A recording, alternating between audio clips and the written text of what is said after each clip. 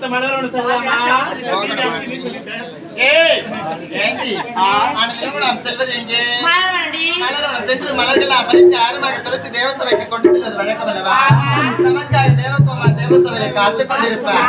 புறப்பட்டு போகலாமா? ஓடி வாங்க.